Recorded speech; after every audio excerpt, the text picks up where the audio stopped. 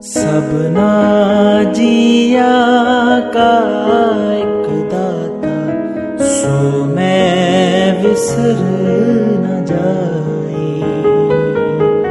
सबना जिया का एक दाता, सो मैं विसर न जाई। वाहिगुरु साहिब ਜੀਓ। ਧਨ ਸੋ ਵੇਲਾ ਘੜੀ ਧਨ, ਧਨ ਮੂਰਤ ਪਲ ਸਾਰ, ਧਨ ਸੋ ਦਿਨਸ ਸੰਜੋਗੜਾ, ਜਿਤ ਡਿਠਾ ਗੁਰ ਦਰਸਾਰ।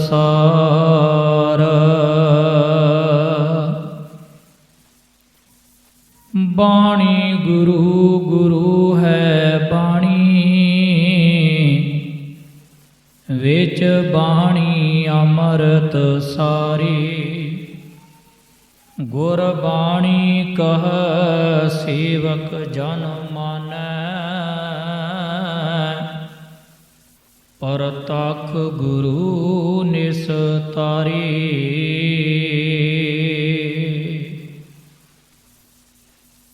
ਅੰਤ ਕਾਲ ਜੋ ਲక్ష్ਮੀ ਸਿਮਰੈ,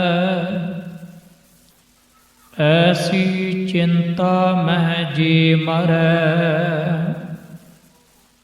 ਸਰਪ ਜੋਨ ਵਲ ਵਲ ਅਵਤਰੈ,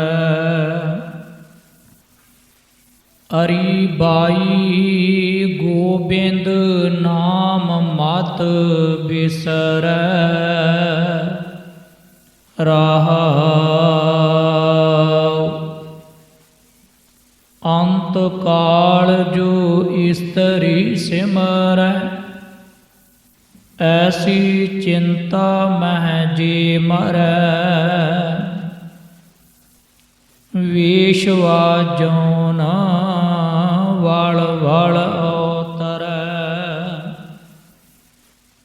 ਅੰਤ ਕਾਲ ਜੋ ਲੜਕੇ ਸਿਮਰੈ, ਐਸੀ ਚਿੰਤਾ ਮਹਿ ਜੇ ਮਰੈ। ਸੂਕਰ ਜੋਨ ਵਲ ਵਲ ਅਵਤਰੈ, ਅੰਤ ਕਾਲ ਜੋ ਮੰਦਰ ਸਿਮਰੈ, ਐਸੀ ਚਿੰਤਾ ਮਹਿ ਜੇ ਮਰੈ। ਪ੍ਰੇਤ ਜੋਨ ਵਲ ਵਲ ਅਵਤਰੈ, ਅੰਤ ਕਾਲ ਨਾਰਾਇਣ ਸਿਮਰੈ, ਐਸੀ ਚਿੰਤਾ ਮਹਿ ਜੇ ਮਰੈ। ਬਦਤ ਤਰਲੋਚਨ ਤੇ ਨਰ ਮੁਕਤਾ, ਪੀਤੰਬਰ ਵਾਂਕੇ ਹਿਰਦੈ ਬਸੈ। ਬਦਤ ਤਰਲੋਚਨ ਤੇ ਨਰ ਮੁਕਤਾ, ਪੀਤੰਬਰ ਵਾਂਕੇ ਹਿਰਦੈ ਬਸੇ। ਪਰਮ ਸਨਮਾਨਯੋਗ ਗੁਰੂ ਗ੍ਰੰਥ ਸਾਹਿਬ ਸੱਚੇ ਪਾਤਸ਼ਾਹ ਜੀ ਦੀ ਪਾਵਨ ਹਜ਼ੂਰੀ ਦੇ ਅੰਦਰ ਜੁੜ ਬੈਠੇ ਸਤ ਸੰਗੀ ਜਨੋ, ਵੱਡੇ ਭਾਗਾਂ ਵਾਲੇ ਹਾਂ। ਅੰਮ੍ਰਿਤ ਵੇਲੇ ਤੋਂ ਗੁਰੂ ਦਰਬਾਰ ਸੱਜੇ ਹਫ਼ਤਾਵਾਰੀ ਦੀਵਾਨਾਂ ਦੇ ਵਿੱਚ ਆਪ ਜੀਆਂ ਨੇ ਹਰ ਹਫ਼ਤੇ ਦੀ ਤਰ੍ਹਾਂ ਬਹੁਤ ਹੀ ਪ੍ਰੇਮ ਦੇ ਨਾਲ ਦੂਰੋਂ ਨੇੜਿਓਂ ਚੱਲ ਕੇ ਗੁਰੂ ਘਰ ਦੀ ਰੌਣਕ ਨੂੰ ਵਧਾਉਣ ਦਾ ਯਤਨ ਕੀਤਾ। ਰੱਬੀ ਬਾਣੀ ਦੇ ਸ਼ਬਦ ਕੀਰਤਨ ਹਜ਼ੂਰੀ ਰਾਗੀ ਜਥੇ ਪਾਸੋਂ ਸਰਵਣ ਕੀਤੇ। ਬਹੁਤ ਹੀ ਸੂਝਵਾਨ ਸਰੋਤੇ ਬੈਠੇ ਆ ਸੰਗਤਾਂ ਦੇ ਵਿੱਚ। ਗੁਰੂ ਪਾਤਸ਼ਾਹ ਜੀ ਦੀ ਕਿਰਪਾ ਦੇ ਨਾਲ ਗੁਰਬਾਣੀ ਨੂੰ ਸਮਝਣ ਵਾਲੇ, ਗੁਰਬਾਣੀ ਨੂੰ ਪੜ੍ਹਨ ਵਾਲੇ, ਵਿਚਾਰਨ ਵਾਲੇ, ਜੋ ਹੁਕਮ ਹੋਇਆ ਗੁਰਮਤਿ ਵਿਚਾਰ ਸਾਂਝੀ ਕਰਨ ਦਾ, ਸਮੇਂ ਦੇ ਵਿੱਚ ਰਹਿ ਕੇ ਆਪਾਂ ਸ਼ਬਦ ਨੂੰ ਵਿਚਾਰਨ ਦਾ ਯਤਨ ਕਰਾਂਗੇ। ਸ਼ਬਦ ਆਪਾਂ ਪੜ੍ਹਿਆ 526 ਅੰਕ ਦੇ ਉੱਤੇ ਮੌਜੂਦ ਹੈ। ਭਗਤ ਤਰਲੋਚਨ ਜੀ ਦੀ ਬਾਣੀ। ਇਸ ਸ਼ਬਦ ਨੂੰ ਆਪਾਂ ਰਲ ਕੇ ਵਿਚਾਰਨ ਦਾ ਯਤਨ ਕਰਾਂਗੇ, ਕਿਉਂਕਿ ਪ੍ਰੋਗਰਾਮ ਭਾਵੇਂ ਚੱਲ ਰਿਹਾ ਸਰਦਾਰ ਬਲਦੇਵ ਸਿੰਘ ਜੀ ਢਿੱਲੋਂ, ਬੀਬੀ ਬਲਵਿੰਦਰ ਕੌਰ ਢਿੱਲੋਂ ਆਪਣੇ ਪੋਤਰੇ ਦਾ ਜਨਮ ਦਿਨ ਮਨਾ ਰਹੇ, ਤੇ ਸ਼ਬਦ ਵੀ ਇਸੇ ਸੰਬੰਧ ਦੇ ਵਿੱਚ ਆਪ ਜੀਆਂ ਨੇ ਸਰਵਣ ਕੀਤੇ। ਪੂਤਾ ਮਾਤਾ ਕੀ ਅਸੀਸ, ਨਿਮਖ ਨਾ ਬਿਸਰੋ ਤੁਮ ਕੋ ਹਰ ਹਰ, ਸਦਾ ਭਜੋ ਜਗਦੀਸ਼। ਪਿਛਲੀ ਵਾਰੀ ਵੀ ਆਪਾਂ ਵਿਚਾਰ ਸਾਂਝੇ ਕੀਤੇ ਸਨ ਕਿ ਕੁਝ ਸ਼ਬਦ ਐਸੇ ਗੁਰਬਾਣੀ ਦੇ ਵਿੱਚ ਆ ਰਹੇ ਆ ਜਿਹੜੇ ਸਿਧਾਂਤਕ ਸ਼ਬਦ, ਜਿਨ੍ਹਾਂ ਦੀ ਵਿਚਾਰ ਕਰਨੀ ਬਹੁਤ ਜ਼ਰੂਰੀ, ਲਾਜ਼ਮੀ। ਜਿੰਨੇ ਕੁ ਗੁਰੂ ਸਾਹਿਬਾਂ ਨੇ ਬੁੱਧੀ ਬਖਸ਼ੀ, ਗੁਰੂ ਸਾਹਿਬਾਂ ਦੀ ਬਖਸ਼ੀ ਹੋਈ ਮੱਤ ਦੇ ਮੁਤਾਬਕ ਆਪਾਂ ਅੱਜ ਦੇ ਸ਼ਬਦ ਦੀ ਵਿਚਾਰ ਸਾਂਝੀ ਕਰਾਂਗੇ। ਇੱਕ ਵਾਰੀ ਮਨ ਬਿਰਤੀਆਂ ਨੂੰ ਇਕਾਗਰ ਕਰੀਏ। ਗੁਰੂ ਚਰਨਾਂ ਦਾ ਧਿਆਨ ਧਰਦੇ ਹੋਏ ਬੁਲਾਓ ਫਤਿਹ ਆਖੋ ਜੀ। ਵਾਹਿਗੁਰੂ ਜੀ ਕਾ ਖਾਲਸਾ, ਵਾਹਿਗੁਰੂ ਜੀ ਕੀ ਫਤਿਹ। ਜਦੋਂ ਵੀ ਐਸੇ ਸ਼ਬਦ ਗੁਰਬਾਣੀ ਦੇ ਵਿੱਚ ਆਪਾਂ ਪੜ੍ਹਦੇ ਹਾਂ, ਸਰਵਣ ਕਰਦੇ ਹਾਂ, ਕਈ ਵਾਰੀ ਇਹ ਸਿਧਾਂਤਕ ਸ਼ਬਦ ਆਪਾਂ ਪੜ੍ਹਨ ਤੋਂ ਬਾਅਦ ਜਦੋਂ ਗੁਰਬਾਣੀ ਤੋਂ ਬਾਹਰ ਜਾ ਕੇ ਵਿਚਾਰਨ ਦਾ ਯਤਨ ਕਰਦੇ ਹਾਂ, ਤੇ ਕਈ ਵਾਰੀ ਇਹਨਾਂ ਸ਼ਬਦਾਂ ਦੀ ਵਿਆਖਿਆ ਆਪਾਂ ਆਪਣੀ ਬੁੱਧੀ ਦੇ ਅਨੁਸਾਰ, ਆਪਣੇ ਮਨ ਦੇ ਅਨੁਸਾਰ ਕਰਦੇ ਹਾਂ। ਪਰ ਗੁਰਬਾਣੀ ਦੇ ਵਿੱਚ ਐਸੇ ਅਨੇਕਾਂ ਸ਼ਬਦ ਆਉਣਗੇ ਜਿਨ੍ਹਾਂ ਦੀ ਵਿਆਖਿਆ ਗੁਰੂ ਸਿਧਾਂਤ ਤੋਂ ਉਲਟ ਜਾ ਕੇ ਨਹੀਂ ਹੋ ਸਕਦੀ, ਕਿਉਂਕਿ ਗੁਰਬਾਣੀ ਦੀ ਵਿਆਖਿਆ ਗੁਰਬਾਣੀ ਦੇ ਵਿੱਚੋਂ ਹੀ ਹੋਏਗੀ। ਜਦੋਂ ਆਪਾਂ ਬਾਹਰ ਦਾ ਆਸਰਾ ਲੈ ਕੇ ਗੁਰਬਾਣੀ ਦੇ ਸ਼ਬਦਾਂ ਦੀ ਵਿਆਖਿਆ ਕਰਨ ਦਾ ਯਤਨ ਕਰਦੇ ਹਾਂ, ਤੇ ਕਈ ਵਾਰੀ ਬਖੇੜਾ ਖੜਾ ਹੋ ਜਾਂਦਾ। ਗੱਲ ਕੋਈ ਹੋਰ ਗੁਰੂ ਸਾਹਿਬ ਕਹਿਣਾ ਚਾਹੁੰਦੇ ਹੁੰਦੇ ਆ ਤੇ ਸਾਡੀ ਸਮਝ ਦੇ ਵਿੱਚ ਕੁਝ ਹੋਰ ਆ ਰਿਹਾ ਹੁੰਦਾ। ਗੱਲ ਕਿਸੇ ਐਂਗਲ ਤੋਂ ਗੁਰੂ ਸਾਹਿਬ ਨੇ ਕੀਤੀ ਹੁੰਦੀ ਆ, ਪਰ ਸਾਡੀ ਸਮਝ ਦੇ ਵਿੱਚ ਕਿਸੇ ਪੱਖ ਤੋਂ ਸਾਡੇ ਜੀਨ ਦੇ ਵਿੱਚ ਆਣ ਬੈਂਦੀ ਗੱਲ। ਭਗਤ ਤਰਲੋਚਨ ਜੀ ਦਾ ਇਹ ਸ਼ਬਦ ਆਪਾਂ ਇੱਕ ਇੱਕ ਪੰਕਤੀ ਕਰਕੇ ਵਿਚਾਰਦੇ ਜਾਵਾਂਗੇ। ਗੁਰਬਾਣੀ ਦੇ ਮੁਤਾਬਕ ਗੁਰੂ ਪਾਤਸ਼ਾਹ ਕਹਿੰਦੇ ਵੀ ਮਨੁੱਖ ਸੰਸਾਰ ਤੇ ਆਇਆ ਤੇ ਹਰ ਇੱਕ ਬੰਦੇ ਦੀ ਇਹ ਲਾਲਸਾ, ਮੈਂ ਪਰਮਾਤਮਾ ਨੂੰ ਪ੍ਰਸੰਨ ਕਰਾਂ, ਰੱਬ ਖੁਸ਼ ਹੋ ਜਾਏ, ਪਰਮਾਤਮਾ ਬਖਸ਼ਿਸ਼ਾਂ ਦਾ ਪਾਤਰ ਬਣ ਜਾਏ, ਮੈਂ ਬਖਸ਼ਿਸ਼ਾਂ ਦਾ ਪਾਤਰ ਬਣ ਜਾਵਾਂ, ਰੱਬ ਖੁਸ਼ ਹੋ ਜਾਏ ਮੇਰੇ ਤੋਂ, ਗੁਰੂ ਪ੍ਰਸੰਨ ਹੋ ਜਾਵੇ। ਪਰ ਗੁਰੂ ਪਾਤਸ਼ਾਹ ਦੀ ਇੱਕ ਸ਼ਰਤ ਆ ਬੰਦਿਆ, ਰੱਬ ਤੇ ਤੇਰੇ ਤੋਂ ਖੁਸ਼ ਹੋਵੇਗਾ, ਕਿਉਂਕਿ ਰੱਬ ਨੇ ਤੈਨੂੰ ਪੈਦਾ ਕੀਤਾ, ਰੱਬ ਨੇ ਤੈਨੂੰ ਬਣਾਇਆ, ਰੱਬ ਤੇਰੇ ਤੇ ਪ੍ਰਸੰਨ ਆ। ਪਰ ਤੈਨੂੰ ਗੁਰੂ ਉਪਦੇਸ਼ ਦੇ ਮੁਤਾਬਕ ਚੱਲਣਾ ਪਏਗਾ। ਇਹ ਗੁਰੂ ਦੀ ਹਦਾਇਤ ਆ। ਹੁਣ ਇਸ ਸ਼ਬਦ ਦੇ ਵਿੱਚ ਗੁਰੂ ਪਾਤਸ਼ਾਹ ਜੀ ਨੇ ਜਿਹੜੀ ਗੱਲ ਮੌਤ ਦੀ ਕੀਤੀ, ਆਪਾਂ ਗੁਰਬਾਣੀ ਦੀ ਰੋਸ਼ਨੀ ਦੇ ਵਿੱਚ ਰਹਿ ਕੇ ਗੱਲ ਕਰਾਂਗੇ। ਸਭ ਤੋਂ ਪਹਿਲਾਂ ਰਹਾਉ ਦੀ ਪੰਗਤੀ ਅਰੀ ਬਾਈ, ਗੋਬਿੰਦ ਨਾਮ ਮਤ ਵਿਸਰੇ। ਭਗਤ ਤਰਲੋਚਨ ਜੀ ਕਹਿੰਦੇ, ਹੇ ਮੇਰੀ ਭੈਣ, ਹੇ ਮੇਰੀਏ ਜਿੰਦੇ, ਮੈਨੂੰ ਪਰਮਾਤਮਾ ਨਾ ਕਿਤੇ ਭੁੱਲ ਜਾਏ, ਪਰਮਾਤਮਾ ਨਾ ਵਿਸਰ ਜਾਏ। ਜੇ ਮੈਨੂੰ ਰੱਬ ਵਿਸਰ ਜਾਏ, ਰੱਬ ਦੀ ਵਿਚਾਰ ਧਾਰਾ ਚਲੀ ਜਾਏ, ਪਰਮਾਤਮਾ ਦੀ ਵਿਚਾਰ ਧਾਰਾ ਤੋਂ ਮੇਰੀ ਦੂਰੀ ਬਣ ਜਾਏ, ਤੇ ਸਮਝ ਲੈਣਾ ਮੇਰੀ ਮੌਤ ਹੋ ਜਾਂਦੀ ਆ, ਮੈਂ ਮਰ ਜਾਵਾਂਗਾ। ਮੌਤ ਆ। ਗੁਰਬਾਣੀ ਨੇ 3 ਤਰ੍ਹਾਂ ਦੀ ਮੌਤ ਦੀ ਗੱਲ ਕੀਤੀ ਆ। ਸਭ ਤੋਂ ਪਹਿਲਾਂ ਸਰੀਰ ਦੀ ਗੱਲ ਕੀਤੀ, ਤੇ ਸਰੀਰ ਇੱਕ ਨਿਯਮ ਬਣਾਇਆ ਪਰਮਾਤਮਾ ਨੇ। ਇਸ ਨਿਯਮ ਨੂੰ ਕੋਈ ਵੀ ਬਦਲਾ ਨਹੀਂ ਸਕਦਾ, ਕੋਈ ਵੀ ਟਾਲ ਨਹੀਂ ਸਕਦਾ। ਜਿਹੜਾ ਸਰੀਰ ਪੈਦਾ ਹੋਇਆ ਉਹਨੇ ਇੱਕ ਦਿਨ ਨਾਸ਼ ਹੋ ਜਾਣਾ, ਖਤਮ ਹੋਏਗਾ ਹੀ।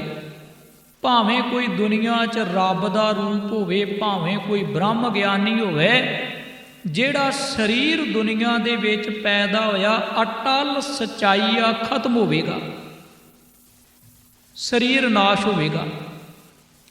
ਇਹਨੂੰ ਕੋਈ ਵੀ ਰੋਕ ਨਹੀਂ ਸਕਦਾ, ਭਾਵੇਂ ਕੋਈ ਜਿੰਨਾ ਮਰਜ਼ੀ ਯਤਨ ਕਰੇ। ਅੱਜ ਤੱਕ ਨਹੀਂ ਇਹ ਹੋਇਆ। ਜਿੰਨੇ ਮਰਜ਼ੀ ਅਵਤਾਰ ਆਏ, ਗੁਰੂ ਸਾਹਿਬ ਸਰੀਰ ਲੈ ਕੇ ਆਏ, ਪਰ ਇਹ ਸਰੀਰ ਆਪਣੇ ਸਮੇਂ ਦੇ ਮੁਤਾਬਕ ਖਤਮ ਹੋ ਜਾਂਦਾ ਰਿਹਾ। ਤੇ ਗੁਰੂ ਪਾਤਸ਼ਾਹ ਕਹਿੰਦੇ, ਜੋ ਉਪਜਿਓ ਸੋ ਬਿਨਸ ਹੈ, ਪਰੋ ਆਜ ਕੈ ਕਾਲ, ਨਾਨਕ ਹਰ ਗੁਣ ਗਾਏ ਲੇ, ਛਾੜ ਸਗਲ ਜੰਜਾਲ। ਮਹਾਰਾਜ ਕਹਿੰਦੇ ਵੀ ਇਹ ਗੱਲ ਦਾ ਧਿਆਨ ਰੱਖ, ਜੋ ਪੈਦਾ ਹੋਇਆ ਨਾਸ਼ ਹੋਵੇਗਾ, ਖਤਮ ਹੋਵੇਗਾ। ਫਿਰ ਦੂਸਰੀ ਗੱਲ ਕੀਤੀ ਗੁਰੂ ਪਾਤਸ਼ਾਹ ਜੀ ਨੇ ਵੀ ਇੱਕ ਹੋਰ ਮੌਤ ਆ। ਜੇ ਬੰਦਾ ਇਸ ਮੌਤੇ ਮਰਦਾ ਹੋਵੇ ਤੇ ਬੰਦੇ ਨੂੰ ਜੀਵਨ ਮਿਲ ਸਕਦਾ, ਬੰਦੇ ਦਾ ਇਲਾਜ ਹੋ ਸਕਦਾ, ਬੰਦਾ ਬਚ ਸਕਦਾ। ਸਰੀਰਕ ਮੌਤੋਂ ਤੇ ਕੋਈ ਵੀ ਨਹੀਂ ਬਚ ਸਕਦਾ, ਪਰ ਇੱਕ ਮੌਤ ਆ ਜਿਹੜੀ ਜ਼ਮੀਰ ਦੀ ਮੌਤ ਆ, ਉਹਦੇ ਤੋਂ ਬੰਦਾ ਬਚ ਸਕਦਾ। ਸੋ ਜੀਵਿਆ ਜਿਸ ਮਨ ਵਸਿਆ ਸੋਏ, ਨਾਨਕ ਅਵਰ ਨਾ ਜੀਵੇ ਕੋਈ। ਜੋ ਜੀਵੇ ਪਤ ਲੱਥੀ ਜਾਏ, ਸਭ ਹਰਾਮ ਜੇਤਾ ਕਿਛ ਖਾਈ। ਗੁਰੂ ਪਾਤਸ਼ਾਹ ਕਹਿੰਦੇ ਇੱਕ ਆਹ ਮੌਤ ਆ। ਜਦੋਂ ਪਰਮਾਤਮਾ ਦੀ ਵਿਚਾਰ ਧਾਰਾ ਮਨੁੱਖ ਤੋਂ ਵਿਸਰ ਜਾਏ, ਗੁਰੂ ਵਿਸਰ ਜਾਏ, ਰੱਬ ਭੁੱਲ ਜਾਏ, ਤੇ ਗੁਰੂ ਤੋਂ ਦੂਰੀ ਬਣ ਜਾਏ, ਬੰਦਾ ਮੌਤ ਦੇ ਮੂੰਹ 'ਚ ਜਾ ਪੈਂਦਾ। ਬੰਦਾ ਤੁਰਦੀ ਫਿਰਦੀ ਲਾਸ਼ ਦੀ ਤਰ੍ਹਾਂ ਖਤਮ ਹੋ ਜਾਂਦਾ। ਇਨਸਾਨੀਅਤ ਖਤਮ ਹੋਈ, ਜ਼ਮੀਰ ਮਰ ਗਈ, ਤੇ ਬੰਦਾ ਮੁਰਦੇ ਦੀ ਤਰ੍ਹਾਂ। ਫਿਰ ਗੁਰੂ ਪਾਤਸ਼ਾਹ ਕਹਿੰਦੇ ਤੀਸਰੀ ਗੱਲ ਇੱਕ ਧਿਆਨ ਦੇ ਵਿੱਚ ਰੱਖ, ਸ਼ਬਦ ਮਰੋ, ਆ ਮੌਤੇ ਮਰਨਾ ਬਹੁਤ ਜ਼ਰੂਰੀ ਆ। ਫਿਰ ਜੀਵੋ ਸਦ ਹੀ, ਤਾਂ ਫਿਰ ਮਰਨ ਨਾ ਹੋਈ। ਅੰਮ੍ਰਿਤ ਨਾਮ ਸਦਾ ਮਨ ਮੀਠਾ, ਸ਼ਬਦੇ ਪਾਵੇ ਕੋਈ। ਹੁਣ ਬਰਿਆਈ ਵਾਲੇ ਪਾਸੋਂ, ਵਕਾਰਾਂ ਵਾਲੇ ਪਾਸੇ ਤੋਂ ਬੰਦਾ ਮਰ ਜਾਏ, ਸ਼ਬਦ ਦੀ ਰੋਸ਼ਨੀ ਦੇ ਵਿੱਚ ਜੀਣ ਲੱਗ ਪਵੇ, ਤੇ ਬੰਦਾ ਇਨਸਾਨ ਆ, ਪਰਮਾਤਮਾ ਦੇ ਦਰ ਤੇ ਪ੍ਰਵਾਨ ਆ, ਤੇ ਰੱਬ ਬੰਦੇ ਤੇ ਖੁਸ਼ ਆ। ਖਿਆਲ ਰੱਖੋ ਰੱਬ ਨੂੰ ਪ੍ਰਸੰਨ ਕਰਨ ਦਾ ਤਰੀਕਾ। ਗੁਰੂ ਪਾਤਸ਼ਾਹ ਕਹਿੰਦੇ ਜਦੋਂ ਬੰਦੇ ਦੇ ਅੰਦਰੋਂ ਇਨਸਾਨੀਅਤ ਮਰ ਜਾਏ, ਇਨਸਾਨੀਅਤ ਖਤਮ ਹੋ ਜਾਏ, ਮਨੁੱਖ ਬਰਿਆਈ ਦੇ ਵਿੱਚ ਜਿਉਣਾ ਸ਼ੁਰੂ ਕਰ ਦੇਵੇ, ਬੁਰਿਆਂ ਕੰਮਾਂ ਦੇ ਵਿੱਚ, ਤੇ ਫਿਰ ਗੁਰੂ ਪਾਤਸ਼ਾਹ ਕਹਿੰਦੇ ਇਹ ਚਮੜੀ, ਹੱਡ ਤੇ ਮਾਸ ਦਾ ਢਾਂਚਾ ਜਿਹੜਾ ਨਾ, ਇਨਸਾਨ ਨਹੀਂ ਰਹਿੰਦਾ। ਇਹ ਪਸ਼ੂ ਬਿਰਤੀ ਦੇ ਵਿੱਚ ਚਲਾ ਜਾਂਦਾ, ਪਸ਼ੂ ਬਣ ਜਾਂਦਾ। ਜੇ ਮਨੁੱਖ ਦੇ ਅੰਦਰੋਂ ਚੰਗਿਆਈ ਖਤਮ ਹੋ ਗਈ, ਬਰਿਆਈ ਅੰਦਰ ਘਰ ਕਰ ਗਈ, ਤੇ ਫਿਰ ਆਮ ਆਪਾਂ ਰੋਜ਼ਾਨਾ ਬਾਣੀ ਪੜ੍ਹਦੇ ਹਾਂ, ਗੁਰੂ ਸਾਹਿਬ ਕਹਿੰਦੇ ਕਰਤੂਤ ਪਸ਼ੂ ਕੀ ਮਾਨਸ ਜਾਤ। ਹੁਣ ਆਹ ਕਰਤੂਤਾਂ ਦੇ ਵਿੱਚ ਰਹਿਣ ਵਾਲਾ ਬੰਦਾ ਬੰਦਾ ਨਹੀਂ ਅਖਵਾ ਸਕਦਾ, ਇਨਸਾਨ ਇਨਸਾਨ ਨਹੀਂ ਹੋ ਸਕਦਾ। ਮਹਾਰਾਜ ਨੇ ਫਿਰ ਹੋਰ ਗੱਲ ਕੀਤੀ, ਆਖਿਆ ਜੇ ਚੰਗਿਆਈ ਦਾ ਪੱਲਾ ਛੱਡ ਗਿਆ ਨਾ ਆਦਮੀ, ਫਿਰ ਭਾਵੇਂ ਜਿੰਨੀ ਮਰਜ਼ੀ ਸੁੰਦਰਤਾ ਹੋਵੇ, ਸੁਹੱਪਣ ਹੋਵੇ, ਜਿੰਨਾ ਮਰਜ਼ੀ ਧਨੀ ਹੋਵੇ ਆਦਮੀ, ਪਰ ਸੱਚ ਕਰਕੇ ਜਾਣਨਾ ਬੰਦਾ ਮੁਰਦੇ ਦੀ ਤਰ੍ਹਾਂ ਅਤ ਸੁੰਦਰ, ਕੁਲੀਨ, ਚਤਰ, ਮੁਖ ਗਿਆਨੀ, ਧਨਵੰਤ, ਮਿਰਤਕ ਕਹੀਏ ਨਾਨਕਾ, ਜੇ ਪ੍ਰੀਤ ਨਹੀਂ ਭਗਵੰਤ। ਗੁਰੂ ਸਾਹਿਬ ਮੁਰਦਾ ਕਿਹਨੂੰ ਮੰਨਦੇ ਆ? ਇਹ ਗੱਲ ਖਿਆਲ ਦੇ ਵਿੱਚ ਰੱਖਣਾ। ਆਪਾਂ ਮੁਰਦਾ ਉਹਨੂੰ ਮੰਨਦੇ ਆ, ਸ਼ਾਇਦ ਆਪਾਂ ਸੋਚਦੇ ਆ ਵੀ ਗੁਰਬਾਣੀ ਨੇ ਮੁਰਦੇ ਦੀ ਗੱਲ ਕੀਤੀ ਆ, ਮਰੇ ਦੀ ਗੱਲ ਕੀਤੀ। ਗੁਰਬਾਣੀ ਜਿਉਂਦਿਆਂ ਦੀ ਗੱਲ ਕਰਦੀ ਆ, ਜਿਉਂਦੇ ਇਨਸਾਨ ਦੀ ਗੱਲ ਕਰਦੀ ਆ। ਜੋ ਆਪਾਂ ਅੱਜ ਸੋਚਦੇ ਆ ਨਾ ਵੀ ਸ਼ਾਇਦ ਬੰਦਾ ਸੰਸਾਰ ਤੇ ਪੈਦਾ ਹੋਇਆ ਤੇ ਇਹਦੇ ਕਰਮਾਂ ਦਾ ਨਿਬੇੜਾ ਮਰਨ ਤੋਂ ਬਾਅਦ ਹੋਵੇਗਾ, ਗੁਰਬਾਣੀ ਇਸ ਹੱਕ ਦੇ ਵਿੱਚ ਨਹੀਂ। ਗੁਰੂ ਪਾਤਸ਼ਾਹ ਕਹਿੰਦੇ ਇਹ ਜਿਉਂਦੇ ਜੀ ਮਨੁੱਖ ਦੇ ਉੱਤੇ ਲਾਗੂ ਹੋ ਰਹੀ ਆ ਗੁਰੂ ਦੀ ਵਿਚਾਰ। ਆਖਾਂ ਜੀਵਾਂ ਵਿਸਰੇ ਮਰ ਜਾਉ। ਜਦੋਂ ਮੈਂ ਪਰਮੇਸ਼ਰ ਦਾ ਨਾਮ ਜਪਦਾ, ਆਤਮਿਕ ਜੀਵਨ ਮਿਲਦਾ। ਜਦੋਂ ਰੱਬ ਦੀ ਗੱਲ ਭੁੱਲ ਜਾਂਦੀ, ਗੁਰੂ ਦੀ ਵਿਚਾਰ ਵਿਸਰ ਜਾਂਦੀ, ਉਦੋਂ ਆਤਮਿਕ ਮੌਤ ਆ ਜਾਂਦੀ ਆ। ਸਰੀਰ ਦੀ ਮੌਤ ਤੇ ਕੋਈ ਮਰਦਾ, ਟਾਵਾਂ ਮਰਦਾ, ਪਰ ਜ਼ਮੀਰ ਦੀ ਮੌਤੋਂ ਤੇ ਬਚਿਆ ਹੀ ਕੋਈ ਆ, ਟਾਵਾਂ ਹੀ ਬਚਿਆ। ਬਰਿਆਈ ਦੇ ਵਿੱਚੋਂ ਤੇ ਕੋਈ ਵਿਰਲਾ ਹੀ ਬਚਦਾ, ਨਹੀਂ ਤੇ ਹਰ ਇੱਕ ਬੰਦਾ ਮਰਦਾ। ਵੇਖੋ ਸਰੀਰ ਕਰਕੇ ਬੰਦਾ ਕੋਈ ਜਾ ਰਿਹਾ, ਪਰ ਜ਼ਮੀਰ ਕਰਕੇ ਜਿਉਂਦਾ ਹੀ ਕੋਈ ਆ, ਸਾਰੇ ਮੁਰਦੇ। ਗੁਰੂ ਪਾਤਸ਼ਾਹ ਕਹਿੰਦੇ ਸਰੀਰ ਹੁੰਦਿਆਂ ਦੇ ਬਾਵਜੂਦ, ਸੁਹੱਪਣ ਹੁੰਦਿਆਂ ਦੇ ਬਾਵਜੂਦ, ਮਨੁੱਖ ਦੇ ਕੋਲ ਧਨ ਹੁੰਦਿਆਂ ਦੇ ਬਾਵਜੂਦ, ਘਰ ਹੁੰਦਿਆਂ ਦੇ ਬਾਵਜੂਦ ਵੀ ਬੰਦਾ ਮੁਰਦਾ, ਖਾਂਦਾ ਪੀਂਦਾ ਪਹਿਨਦਾ। ਜ਼ਮੀਰ ਵੱਲੋਂ ਮਰਿਆ, ਚੰਗਿਆਈ ਵੱਲੋਂ ਮਰਿਆ, ਮਨੁੱਖ ਮੁਰਦੇ ਦੀ ਤਰ੍ਹਾਂ। ਹੁਣ ਆਪਾਂ ਇਸ ਸ਼ਬਦ ਦੇ ਪਹਿਲੇ ਬੰਦ ਨੂੰ ਵਿਚਾਰਨ ਦਾ ਯਤਨ ਕਰਾਂਗੇ ਵੀ ਇਸ ਸ਼ਬਦ ਦੇ ਵਿੱਚ ਗੁਰੂ ਪਾਤਸ਼ਾਹ ਜੀ ਨੇ ਜਿਉਂਦੇ ਇਨਸਾਨ ਦੀ ਗੱਲ ਕੀਤੀ ਆ। ਇਹਦਾ ਮੁਰਦੇ ਦੇ ਨਾਲ ਕੋਈ ਸੰਬੰਧ ਨਹੀਂ। ਮਰਨ ਤੋਂ ਬਾਅਦ ਕੀ ਹੋਵੇਗਾ, ਇਸ ਗੱਲ ਤੇ ਗੁਰਬਾਣੀ ਕੋਈ ਫੈਸਲਾ ਨਹੀਂ ਦਿੰਦੀ। ਜਿਉਂਦਿਆਂ ਬੰਦੇ ਨੇ ਕੀ ਕਰਨਾ, ਇਹ ਗੱਲ ਚੱਲ ਰਹੀ ਆ ਗੁਰਬਾਣੀ 'ਚ। ਬੜੀ ਵੱਡੀ ਇਹ ਜੀਵਨ ਦੀ ਜਿਹੜੀ ਵਿਆਖਿਆ ਗੁਰਬਾਣੀ ਦੇ ਵਿੱਚ ਗੁਰੂ ਸਾਹਿਬ ਨੇ ਰੱਖੀ ਆ। ਅੰਤ ਕਾਲ ਜੋ ਲక్ష్ਮੀ ਸਿਮਰੈ, ਐਸੀ ਚਿੰਤਾ ਮੈਂ ਜੇ ਮਰੇ। ਸ਼ਬਦ ਦਾ ਪਹਿਲਾ ਬੰਦ। ਜਦੋਂ ਮਨੁੱਖ ਸੰਸਾਰ ਦੇ ਵਿੱਚ ਮਾਇਆ ਮੋਹ ਦੇ ਅੰਦਰ ਜੀਉਣ ਲੱਗ ਪਵੇ ਨਾ, ਗੁਰੂ ਦੇ ਸ਼ਬਦ ਨੂੰ ਛੱਡ ਦੇਵੇ, ਗੁਰੂ ਦੀ ਮੱਤ ਨੂੰ ਤਲਾਂਜਲੀ ਦੇ ਦੇਵੇ, ਤਿਆਗ ਦੇਵੇ, ਤੇ ਗੁਰੂ ਪਾਤਸ਼ਾਹ ਕਹਿੰਦੇ ਵੀ ਅੰਤ ਕਾਰਨ, ਮੌਤ ਦਾ ਕਾਰਨ ਬਣਦੀ ਆ ਇਹ ਲక్ష్ਮੀ। ਅੰਤ ਕਾਲ ਜੋ ਲక్ష్ਮੀ ਸਿਮਰੇ, ਐਸੀ ਚਿੰਤਾ ਮੈਂ ਜੇ ਮਰੇ। ਫਿਰ ਮਨੁੱਖ ਸੱਪ ਦੀ ਜੂਨ ਦੇ ਵਿੱਚ ਜਾ ਪੈਂਦਾ, ਭਾਵ ਸੁਭਾਅ ਕਰਕੇ ਬੰਦਾ ਸੱਪ ਬਣ ਜਾਂਦਾ। ਸੱਪ ਦਾ ਕੰਮ ਕੀ ਹੁੰਦਾ? ਡੰਗਣਾ, ਡੰਗ ਮਾਰਨਾ। ਮਨੁੱਖ ਦਾ ਸੁਭਾਅ ਜ਼ਹਿਰੀਲਾ ਹੋ ਜਾਏਗਾ ਜਦੋਂ ਮਨੁੱਖ ਅੰਤ ਕਾਲ ਇਹ ਮਾਇਆ ਦਾ ਕਾਰਨ ਬਣ ਗਿਆ, ਮੌਤ ਦਾ ਕਾਰਨ ਲక్ష్ਮੀ ਬਣ ਗਈ, ਮਾਇਆ ਨੂੰ, ਮਾਇਆ ਮੋਹ ਨੂੰ ਮਨੁੱਖ ਹੜੱਪਣ ਦੇ ਯਤਨ ਦੇ ਵਿੱਚ ਲੱਗ ਗਿਆ ਨਾ, ਵੀ ਸੰਸਾਰ ਦੇ ਵਿੱਚ ਇੱਕੋ ਹੀ ਇੱਕ ਉਪਰਾਲਾ ਰਹਿ ਗਿਆ ਵੀ ਬਸ ਮੈਨੂੰ ਮਾਇਆ ਚਾਹੀਦੀ ਆ, ਦੁਨੀਆ ਦੇ ਪਦਾਰਥ ਚਾਹੀਦੇ ਆ।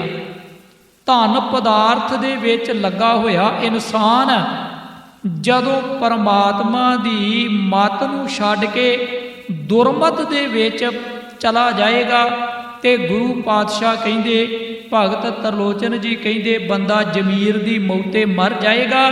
ਫਿਰ ਐਸਾ ਇਨਸਾਨ ਕਦੇ ਵੀ ਕਿਸੇ ਨੂੰ ਬਖਸ਼ਦਾ ਨਹੀਂ ਜਦੋਂ ਸੱਪ ਵਾਲਾ ਸੁਭਾਅ ਬਣ ਜਾਏ ਬੰਦੇ ਦਾ, ਸੱਪ ਦੀ ਜੂਨੇ ਪੈ ਜਾਏ। ਫਿਰ ਉਹ ਨਾ ਤੇ ਰਿਸ਼ਤੇਦਾਰੀ ਵੇਂਦਾ, ਰਿਸ਼ਤੇਦਾਰੀ ਨੂੰ ਵੀ ਡੰਗ ਮਾਰ ਲੈਂਦਾ, ਨਾ ਉਹ ਸੱਜਣਤਾਈ ਵੇਂਦਾ, ਸੱਜਣਤਾਈ ਨੂੰ ਵੀ ਡੰਗ ਮਾਰ ਲੈਂਦਾ। ਵੇਖੋ ਸੁਭਾਅ। ਜੇ ਕਿਸੇ ਬੰਦੇ ਨੇ ਮਦਦ ਕੀਤੀ ਤੇ ਤਾਂ ਵੀ ਉਹਨੂੰ ਭੁੱਲ ਜਾਂਦੀ ਆ, ਕਿਉਂਕਿ ਸੁਭਾਅ ਸੱਪ ਵਾਲਾ ਬਣ ਗਿਆ ਨਾ, ਡੰਗ ਮਾਰਨ ਵਾਲਾ ਸੁਭਾਅ ਬਣ ਗਿਆ। ਹੁਣ ਉਹ ਹਰ ਇੱਕ ਨੂੰ ਡੰਗਣ ਦਾ ਯਤਨ ਕਰੇਗਾ।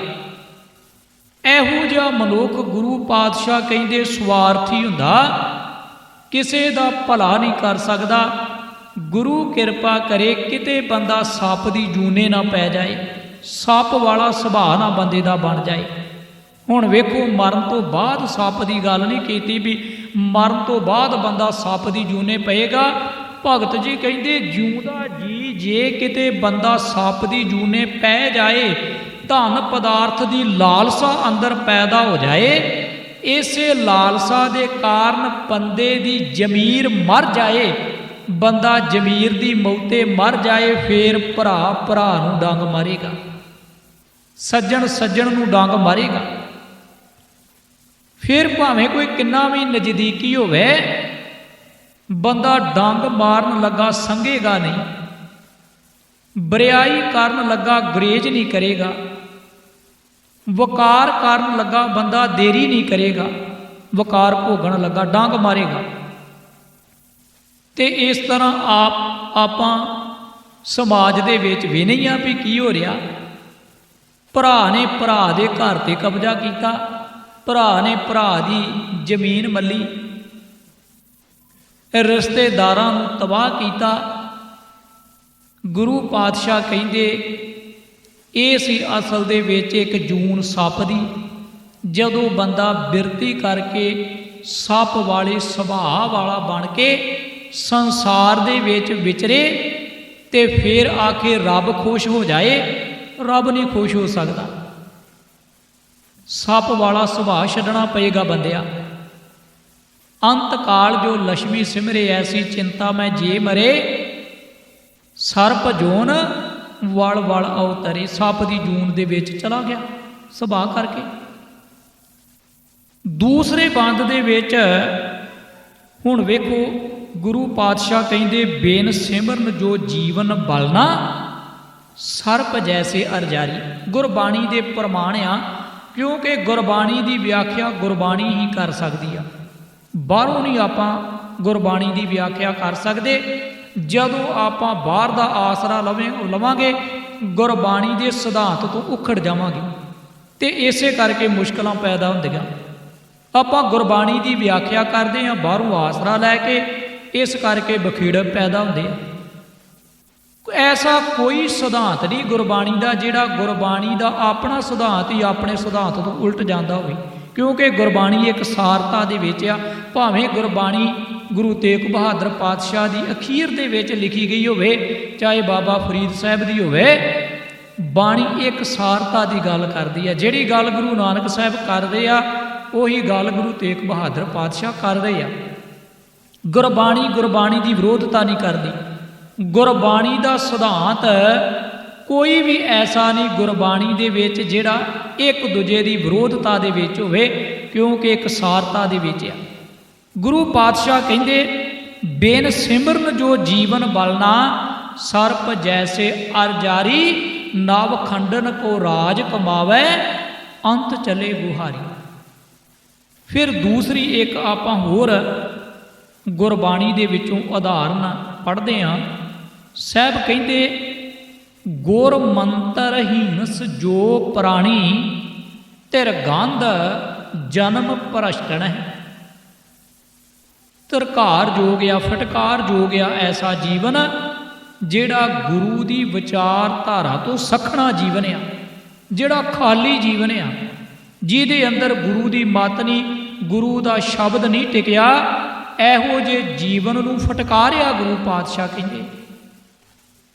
ਫਿਰ ਮਹਾਰਾਜ ਅਗਲੀ ਪੰਕਤੀ ਦੇ ਵਿੱਚ ਕਹਿੰਦੇ ਆ, ਇਹੋ ਜਿਹੇ ਇਨਸਾਨ ਗੁਰਮੰਤਰ ਹੀਣਸ ਜੋ ਪ੍ਰਾਣੀ ਧਿਰਗੰਧ ਜਨਮ ਭ੍ਰਸ਼ਟਰੈ ਕੂਕਰੈ ਸੂਕਰੈ ਗਰਦਬਹਿ ਕਾਕਹਿ ਤੋਲ ਖਲੈ।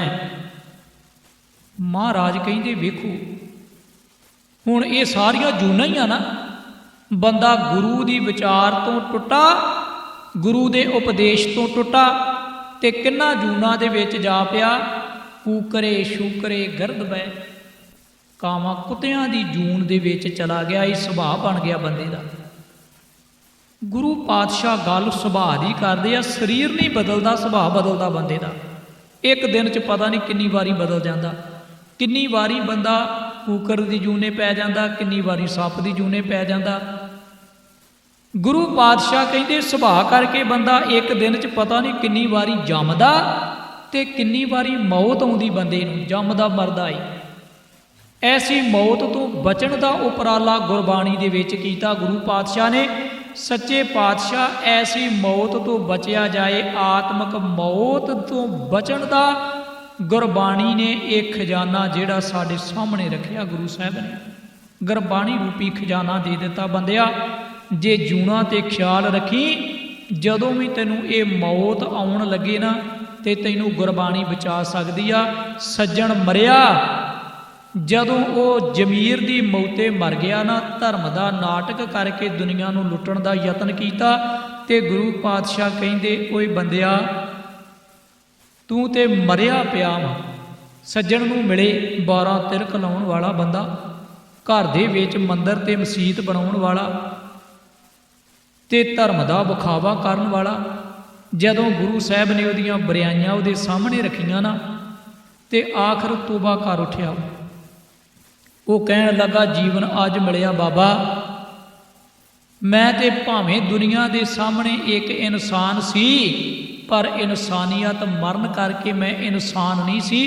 ਹੁਣ ਪਤਾ ਲੱਗਾ ਜੀਵਨ ਕੀ ਆ। ਜੀਵਨ ਤੇ ਖਤਮ ਹੋ ਗਿਆ, ਰਹਿ ਗਿਆ ਲੁੱਟਣ ਦਾ ਸੁਭਾਅ, ਅੰਦਰ ਕੁੱਟਣ ਦਾ ਸੁਭਾਅ। ਹੁਣ ਦੂਸਰੇ ਬੰਦ ਦੇ ਵਿੱਚ ਗੁਰੂ ਪਾਤਸ਼ਾਹ ਕਹਿੰਦੇ ਆ, ਅੰਤ ਕਾਲ ਜੋ ਇਸਤਰੀ ਸਿਮਰੇ। ਜਿਹੜੇ ਮਨੁੱਖ ਦੇ ਅੰਦਰ ਇਹ ਲਾਲਸਾ ਆ ਜਾਏ ਨਾ, ਸਿਰਫ ਕਾਮ ਦੀ, ਕਾਮ ਵਾਸ਼ਨਾ ਪੈਦਾ ਹੋ ਜਾਏ, ਐਸਾ ਮਨੁੱਖ ਵੇਸ਼ਵਾ ਦੀ ਜੂਨ ਦੇ ਵਿੱਚ ਚਲਾ ਜਾਂਦਾ, ਸੁਭਾਅ ਬਣ ਜਾਂਦਾ ਬੰਦੇ ਦਾ।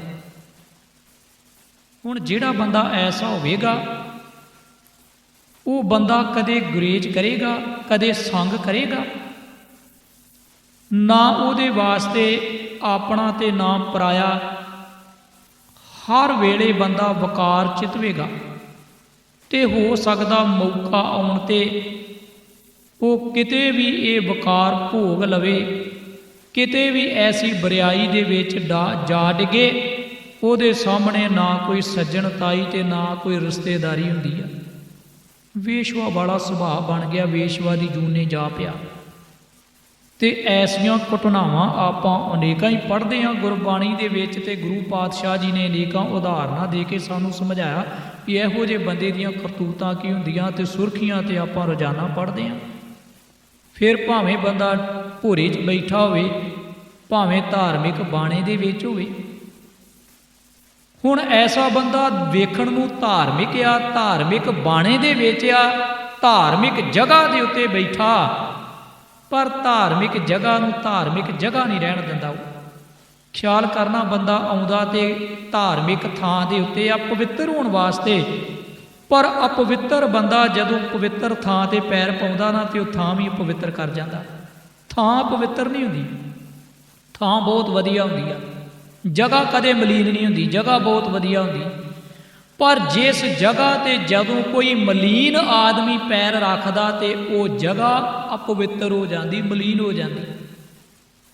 ਲੋਕਾਂ ਦੇ ਕਾਰਨ, ਬੰਦਿਆਂ ਦੇ ਕਾਰਨ ਹੀ ਨਹੀਂ, ਤੇ ਪਰਮਾਤਮਾ ਨੇ ਧਰਤੀ ਨੂੰ ਨਰਕ ਥੋੜੀ ਬਣਾਇਆ। ਅੱਜ ਜਿਹੜੇ ਲੋਕ ਕਹਿੰਦੇ ਨਾ ਧਰਤੀ ਨਰਕ ਆ, ਜਿਹੜੇ ਲੋਕਾਂ ਨੇ ਨਰਕ ਬਣਾਇਆ, ਜਿਹੜੇ ਲੋਕ ਇਹੋ ਜਿਹੇ ਵਕਾਰੀ ਬਿਰਤੀ ਵਾਲੇ ਇਸ ਧਰਤੀ ਤੇ ਵਸਦੇ ਆ, ਉਹਨਾਂ ਲੋਕਾਂ ਨੇ ਇਸ ਧਰਤੀ ਨੂੰ ਨਰਕ ਬਣਾਇਆ। ਰੱਬ ਨੇ ਨਰਕ ਨਹੀਂ ਬਣਾਇਆ। ਪਰਮਾਤਮਾ ਨੇ ਇਸ ਧਰਤੀ ਨੂੰ ਬੜਾ ਸੁੰਦਰ ਬਣਾਇਆ, ਸਵਰਗ ਬਣਾਇਆ।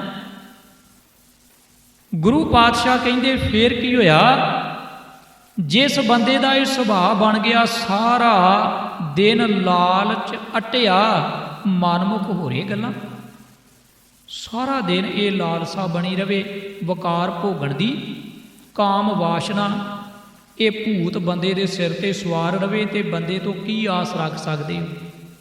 ਇਨਸਾਨੀਅਤ ਖਤਮ ਹੋ ਜਾਏਗੀ। ਗੁਰੂ ਕਿਰਪਾ ਕਰੇ, ਜਦੋਂ ਆਪਾਂ ਇਹਨਾਂ ਵਕਾਰਾਂ ਦੀ ਵਿਆਖਿਆ ਕਰਦੇ ਆ ਨਾ, ਕਈ ਵਾਰੀ ਕਲਾਸ ਦੇ ਦੌਰਾਨ ਇਹ ਗੱਲ ਵਿਚਾਰੀ ਆ ਵੀ ਵਕਾਰ ਕੀ ਆ। 5 ਵਕਾਰਾਂ ਦੀ ਗੱਲ ਗੁਰਬਾਣੀ ਕਰਦੀ ਆ ਵਾਰ-ਵਾਰ, ਕਾਮ, ਕ੍ਰੋਧ, ਲੋਭ, ਮੋਹ, ਹੰਕਾਰ, ਤੇ ਸਾਡੇ ਵਿਆਖਿਆਕਾਰ ਵਿਦਵਾਨ ਇਹਨਾਂ ਨੂੰ ਛੱਡਣ ਦੀ ਗੱਲ ਕਰਦੇ ਆ ਵੀ ਇਹ ਵਕਾਰ ਆ, ਇਹਨੂੰ ਛੱਡ ਦੇਣਾ ਚਾਹੀਦਾ, ਖਤਮ ਕਰ ਦੇਣਾ ਚਾਹੀਦਾ। ਪਰ ਗੁਰਬਾਣੀ ਇਸ ਹੱਕ ਦੇ ਵਿੱਚ ਨਹੀਂ। ਗੁਰੂ ਪਾਤਸ਼ਾਹ ਕਹਿੰਦੇ ਆ ਇਹਨੂੰ ਛੱਡ ਨਾ ਪਿਆਰਿਆ, ਅਸਲ ਦੇ ਵਿੱਚ ਇਹ ਪਰਮਾਤਮਾ ਦੀ ਦਿੱਤੀ ਹੋਈ ਦਾਤ ਆ, ਇਹਨੂੰ ਵਰਤਣ ਦਾ ਤਰੀਕਾ ਸਿੱਖ ਲੈ। ਕਾਮ ਕੀ ਆ? ਹਰ ਇੱਕ ਜੀਵ ਦੇ ਅੰਦਰ ਪਰਮਾਤਮਾ ਨੇ ਇਹ ਚੀਜ਼ ਰੱਖੀ ਆ, ਭਾਵੇਂ ਪਸ਼ੂ ਆ ਤੇ ਚਾਹੇ ਪੰਛੀ ਆ, ਚਾਹੇ ਮਨੁੱਖਾਂ ਦੀ ਦੁਨੀਆ। ਗੁਰੂ ਪਾਤਸ਼ਾਹ ਕਹਿੰਦੇ ਇਹਨੂੰ ਤੂੰ ਖਤਮ ਨਹੀਂ ਕਰ ਸਕਦਾ, ਇਹ ਮਰ ਨਹੀਂ ਸਕਦਾ, ਕਿਉਂਕਿ ਖਤਮ ਹੋ ਜਾਏਗਾ ਤੇ ਜੀਵਾਂ ਦੀ ਪੈਦਾਇਸ਼ ਖਤਮ ਹੋ ਜਾਏਗੀ, ਉਤਪਤੀ ਮੁੱਕ ਜਾਏਗੀ, ਮਰ ਜਾਏਗੀ, ਦੁਨੀਆ ਖਤਮ ਹੋ ਜਾਏਗੀ, ਨਾਸ਼ ਹੋ ਜਾਏਗੀ।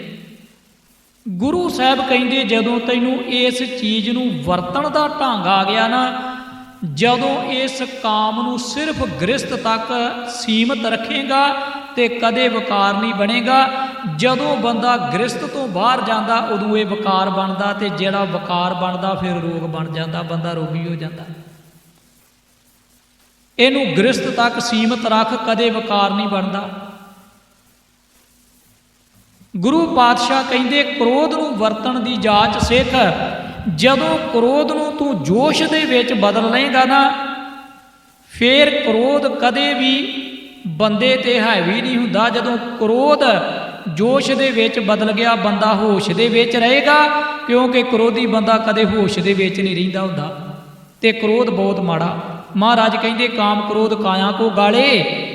ਕਾਮ ਨੂੰ ਗ੍ਰਸਤ ਤੱਕ ਸੀਮਤ ਰੱਖ ਪਿਆਰਿਆ, ਕ੍ਰੋਧ ਨੂੰ ਜੋਸ਼ ਦੇ ਵਿੱਚ ਤਬਦੀਲ ਕਰ ਦੇ, ਕਿਉਂਕਿ ਹੋਸ਼ ਦੇ ਵਿੱਚ ਰਹੇਗਾ।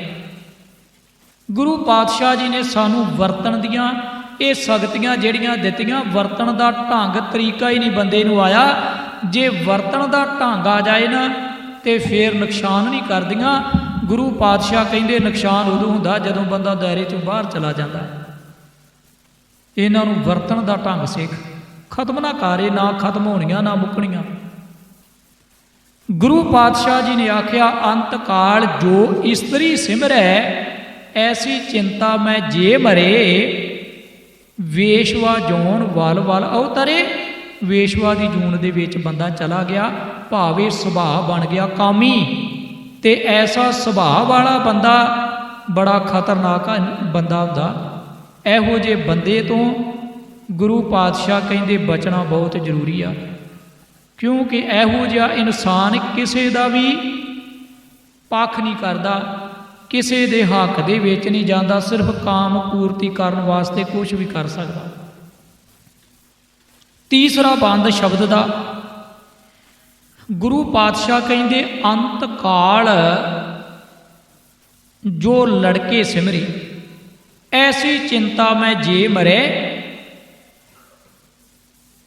ਜਿਹੜਾ ਅੰਤਲੇ ਸਮੇਂ ਤੱਕ ਭਾਵ ਸਿਰਫ ਆਪਣੇ ਬੱਚਿਆਂ ਤੱਕ ਸੀਮਤ ਆ, ਵੀ ਮੇਰਾ ਪਰਿਵਾਰ ਆ, ਮੇਰੇ ਬੱਚੇ ਆ, ਇੱਕੋ ਹੀ ਰਾਟ ਆ ਉਸ ਬੰਦੇ ਦੇ ਅੰਦਰ ਵੀ ਮੇਰੇ ਬੱਚੇ, ਮੇਰੇ ਬੱਚੇ।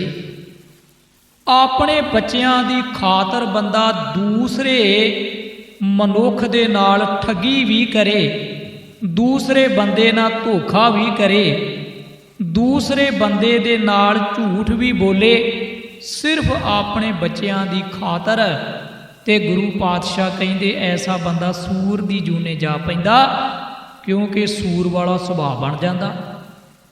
ਚੁਗਲੀ ਕਰਨੀ, ਨਿੰਦਿਆ ਕਰਨੀ, ਆਪਣੇ ਬੱਚਿਆਂ ਦੀ ਪਾਲਣਾ ਕਰਨ ਵਾਸਤੇ ਹਰ ਇੱਕ ਹੱਥ ਕੰਡਾ ਵਰਤੀ ਜਾਂਦਾ ਬੰਦਾ। ਕਮਾਲ ਦੀ ਗੱਲ ਨਹੀਂ। ਮਹਾਰਾਜ ਕਹਿੰਦੇ ਸਿਰਫ ਆਪਣੇ ਬੱਚੇ, ਆਪਣਾ ਪਰਿਵਾਰ ਸਾਹਮਣੇ ਆ, ਤੇ ਆਪਣੇ ਸਵਾਰਥ ਵਾਸਤੇ ਸਮਾਜ ਦੀ ਇੰਨੀ ਵੱਡੀ ਸਮਾਜ ਦੇ ਵਿੱਚ ਉਹ ਬਰਿਆਈ ਫੈਲਾਈ ਜਾ ਰਿਹਾ, ਆਪਣੇ ਸਵਾਰਥ ਵਾਸਤੇ ਲੋਕਾਂ ਦਾ ਨੁਕਸਾਨ ਕਰ ਰਿਹਾ, ਤੇ ਇਹੋ ਜਿਹਾ ਬੰਦਾ ਸੂਰ ਦੀ ਜੂਨੇ ਪਿਆ, ਜਿਉਂਦਾ ਹੋਇਆ ਹੀ ਸੂਰ ਆ। ਤੇ ਗੁਰਬਾਣੀ ਨੇ ਵੀ ਇਹ ਗੱਲ, ਪੜ੍ਹੋ ਗੁਰਬਾਣੀ ਦਾ ਸ਼ਬਦ, ਗੁਰੂ ਪਾਤਸ਼ਾਹ ਕਹਿੰਦੇ ਲੱਭ ਕੁੱਤਾ ਕੂੜ ਚੂੜਾ ਠੱਗ ਖਾਦਾ ਮੁਰਦਾਰ, ਪਰ ਨਿੰਦਾ ਪਰ ਮਾਲ ਮੁਖ ਸੁਧੀ ਅਗਨ ਕ੍ਰੋਧ ਚੰਡਾਲ। ਗੁਰੂ ਪਾਤਸ਼ਾਹ ਕਹਿੰਦੇ ਵੇਖੋ, ਬੰਦਾ ਸੂਰ ਦੀ ਜੂਨੇ ਪਿਆ, ਸੂਰ ਵਾਲਾ ਸੁਭਾਅ, ਸੂਰ ਦਾ ਕੀ ਕੰਮ ਆ? ਗੰਦਗੀ ਨੂੰ ਖਾਂਦਾ, ਤੇ ਗੰਦਗੀ ਖਾਣ ਵਾਲਾ ਸੂਰ। ਆਖਰ ਬਾਬਾ ਕਬੀਰ ਸਾਹਿਬ ਕਹਿੰਦੇ ਇੱਕ ਗੱਲੋਂ ਤੇ ਬੜਾ ਚੰਗਾ, ਕਿਉਂਕਿ ਜਿੱਥੇ ਰਹਿ ਰਿਹਾ ਉੱਥੇ ਦੀ ਸਫਾਈ ਦਾ ਧਿਆਨ ਤੇ ਰੱਖਦਾ, ਪਰ ਬੰਦਾ ਜਿੱਥੇ ਰਹਿ ਰਿਹਾ ਉੱਥੇ ਦੀ ਸਫਾਈ ਦਾ ਧਿਆਨ ਨਹੀਂ ਰੱਖਦਾ। ਜਿਸ ਮੁਹੱਲੇ ਦੇ ਵਿੱਚ ਰਹਿੰਦਾ, ਜਿਸ ਇਲਾਕੇ ਦੇ ਵਿੱਚ ਰਹਿੰਦਾ, ਆਲੇ ਦੁਆਲੇ ਵਕਾਰਾਂ ਦੀ ਗੰਦਗੀ ਫੈਲਾਈ ਜਾਂਦਾ, ਆਲੇ ਦੁਆਲੇ ਚੁਗਲੀ ਨਿੰਦਿਆ ਤੇ ਮਾਹੌਲ ਨੂੰ ਖਰਾਬ ਕਰਨ ਤੇ ਲੱਗਾ। ਕੀ ਆ ਮਨੁੱਖ?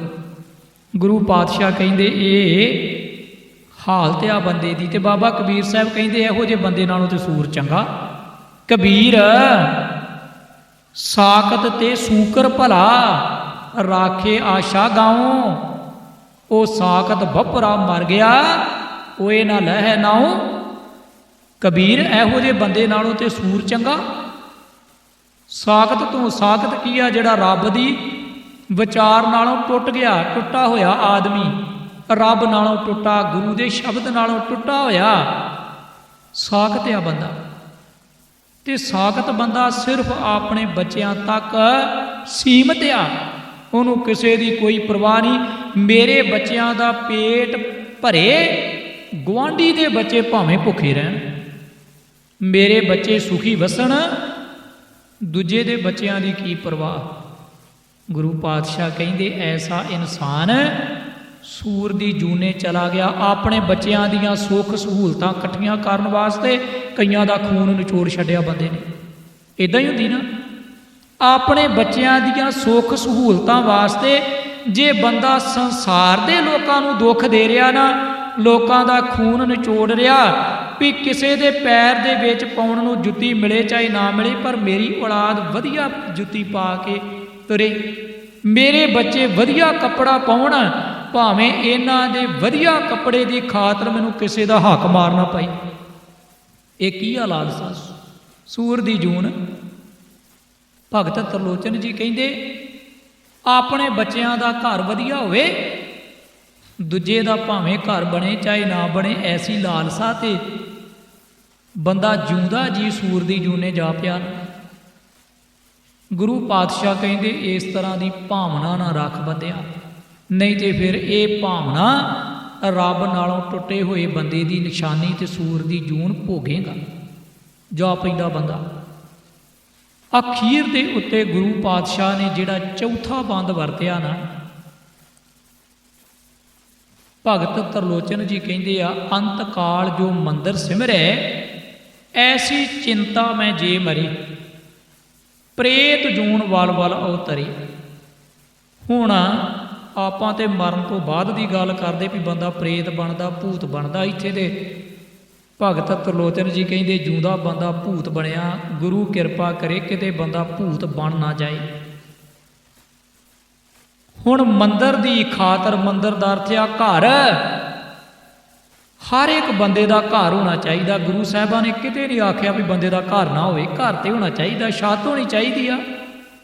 ਤੇ ਘਰ ਨੂੰ ਚਲਾਉਣ ਦੀ ਹਰ ਇੱਕ ਬੰਦੇ ਦੇ ਅੰਦਰ ਭਾਵਨਾ ਹੋਣੀ ਚਾਹੀਦੀ। ਘਰ ਨੂੰ ਚਲਾਉਣ ਦਾ ਹਰ ਇੱਕ ਬੰਦੇ ਨੂੰ ਫਿਕਰ ਹੋਣਾ ਚਾਹੀਦਾ, ਹੁੰਦਾ ਵੀ ਆ। ਹਰ ਇੱਕ ਬੰਦਾ ਚਾਹੁੰਦਾ ਮੇਰਾ ਘਰ ਹੋਵੇ, ਤੇ ਘਰ ਨੂੰ ਚਲਾਉਣ ਦਾ ਹਰ ਇੱਕ ਬੰਦੇ ਨੂੰ ਫਿਕਰ ਹੋਵੇ। ਪਰ ਐਸਾ ਤਾਂ ਨਾ ਹੋਵੇ ਵੀ ਮੇਰਾ ਘਰ ਹੋਵੇ ਤੇ ਦੂਜੇ ਦਾ ਤਬਾਹੀ ਹੋ ਜੇ। ਇਹ ਭਾਵਨਾ ਕੀ ਆ? ਪ੍ਰੇਤ ਸੁਭਾਅ ਕੀ ਬਣ ਗਿਆ ਵੀ ਆ ਭਰਾ ਦਾ ਘਰ ਵੀ ਕਿਤੇ ਮਾਲੀ ਲਵਾਂ ਨਾ। ਜੇ ਕਿਸੇ ਨੇ ਕਿਰਾਏ ਤੇ ਮਕਾਨ ਦੇ ਹੀ ਦਿੱਤਾ, ਕਿਸੇ ਨੇ ਹੈਲਪ ਕਰ ਹੀ ਦਿੱਤੀ, ਹੁਣ ਬੰਦਾ ਛੱਡਣ ਲਈ ਤਿਆਰ ਨਹੀਂ। ਇਹੋ ਜਿਹੇ ਭੂਤ ਤੋਂ ਤੇ ਰੱਬ ਹੀ ਬਚਾਵੇ ਨਾ। ਕਿਸੇ ਨੇ ਹੈਲਪ ਕੀਤੀ ਵੀ ਚੱਲ ਤੂੰ ਮੇਰੇ ਘਰ ਦੇ ਵਿੱਚ ਰਹੋ, ਤੇਰੇ ਕੋਲ ਤੇ ਛੱਤ ਨਹੀਂ, ਰਹਿਣ ਦੀ ਟਿਕਾਣਾ ਨਹੀਂ, ਤੇ ਬੰਦਾ ਕਹਿੰਦਾ ਵੀ ਹੁਣ ਮੈਂ ਤੇ ਕਾਬਜ ਹੋ ਗਿਆ, ਹੁਣ ਮੈਂ ਛੱਡ ਨਹੀਂ ਸਕਦਾ, ਕਬਜ਼ਾ ਕਰ ਬੈਠਾ। ਕਿਸੇ ਨੇ ਥਾਂ ਦਿੱਤੀ, ਬੰਦਾ ਕਾਬਜ ਹੋ ਗਿਆ। ਭਗਤ ਜੀ ਕਹਿੰਦੇ ਭੂਤ ਬਣ ਗਿਆ ਨਾ। ਹੁਣ ਇਹੋ ਜਿਹੇ ਭੂਤ ਤੋਂ ਤੇ ਬੜਾ ਖਤਰਾ ਹੁੰਦਾ, ਕਤਲ ਵੀ ਕਰ ਸਕਦਾ, ਮਾਰ ਸਕਦਾ ਐਸਾ ਭੂਤ। ਹੁਣ ਅਨੇਕਾਂ ਹੀ ਇਹੋ ਜਿਹੀਆਂ ਘਟਨਾਵਾਂ ਵਾਪਰੀਆਂ। ਕਿਸੇ ਨੇ ਪੈਸੇ ਦੇ ਦਿੱਤੇ, ਕਿਸੇ ਨੂੰ ਆਧਾਰ ਹੈਲਪ ਕਰ ਦਿੱਤੀ, ਤੇ ਬੰਦਾ ਪੈਸੇ ਦੱਬ ਕੇ ਬਹਿ ਗਿਆ ਵੀ ਮੈਂ ਨਹੀਂ ਦੇਣੇ। ਦਿੱਤੇ ਤੇ ਹੈਲਪ ਵਾਸਤੇ ਸੀ, ਕਿਸੇ ਰਿਸ਼ਤੇਦਾਰ ਦੀ ਹੈਲਪ ਕੀਤੀ ਵੀ ਆ ਤੂੰ ਪੈਸੇ ਵਰਤ ਲਾ, ਤੇਰੀ ਮਦਦ ਹੋ ਜਾਏ, ਤੂੰ ਹੋ ਸਕਦਾ ਕਿਤੇ ਆਪਣੇ ਪੈਰਾਂ ਤੇ ਖੜਾ ਹੋ ਜਾਏ। ਪਰ ਬੰਦੇ ਦੀ ਜ਼ਰੂਰਤ ਨਿਕਲ ਗਈ, ਬੰਦੇ ਦਾ ਕੰਮ ਜਿਹੜਾ ਸੀ ਉਹ ਖਤਮ ਹੋ ਗਿਆ, ਲੋੜ ਖਤਮ ਹੋ ਗਈ, ਤੇ ਬੰਦਾ ਮੁੱਕਰ ਗਿਆ। ਉਹ ਕਹਿਣ ਲੱਗਾ ਵੀ ਪੈਸੇ ਤਾਂ ਨਹੀਂ ਮੈਂ ਦੇ ਸਕਦਾ, ਜਿਹੜਾ ਤੂੰ ਘਰ ਦਿੱਤਾ ਇਹ ਨਹੀਂ ਮੈਂ ਛੱਡਣਾ। ਭਗਤ ਜੀ ਕਹਿੰਦੇ ਕੀ ਆਈ? ਇਹੋ ਜਿਹੀਆਂ ਲਾਲਸਾਵਾਂ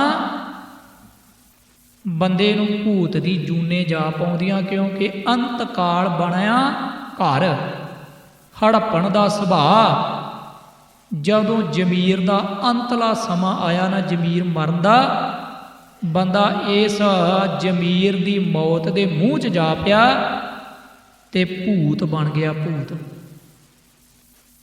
ਹੁਣ ਇਹ ਜਿਹਨੂੰ ਮਰਜ਼ੀ ਚੰਬੜ ਲੇ, ਇਹ ਥੋੜ੍ਹੀ ਵੇਂਦਾ ਵੀ ਇਹ ਮੇਰਾ ਭਰਾ ਸੀ, ਇਹਦਾ ਘਰ ਨਹੀਂ ਖੜਪਣਾ। ਭੂਤ ਨੂੰ ਤੇ ਦਿਖਾਈ ਕੁਛ ਵੀ ਨਹੀਂ ਦਿੰਦਾ, ਕੋਈ ਰਿਸ਼ਤੇਦਾਰ ਵੀ ਨਹੀਂ ਦੀਦਾ ਵੀ ਇਹ ਮੇਰਾ ਆਪਣਾ ਸੀ। ਆਪਣੇ ਪਰਾਏ ਦੀ ਪਹਿਚਾਣ ਕੋਈ ਨਾ ਰਹੀ। ਹਰ ਇੱਕ ਨੂੰ ਖਤਮ ਕਰਨ ਦਾ ਯਤਨ। ਭਗਤ ਜੀ ਕਹਿੰਦੇ ਖਿਆਲ ਰੱਖ, ਅਸਲ ਦੇ ਵਿੱਚ ਪ੍ਰੇਤ ਕੌਣ ਆ? ਗੁਰਬਾਣੀ ਪ੍ਰੇਤ ਕਿਹਨੂੰ ਮੰਨਦੀ ਆ? ਕਲ ਮੈਂ ਪ੍ਰੇਤ ਜਿਨੀ ਰਾਮ ਨਾ ਪਛਾਤਾ। ਕਲਯੁਗ ਦੇ ਸਮੇਂ ਵਿੱਚ, ਇਸ ਸਮੇਂ ਦੇ ਵਿੱਚ ਪ੍ਰੇਤ ਉਹ ਆ ਜਿਨ੍ਹਾਂ ਦੇ ਕੋਲ ਪਰਮਾਤਮਾ ਦੀ ਵਿਚਾਰਧਾਰਾ ਨਹੀਂ, ਜਿਹੜੇ ਟੁੱਟੇ ਆ ਰੱਬ ਤੋਂ।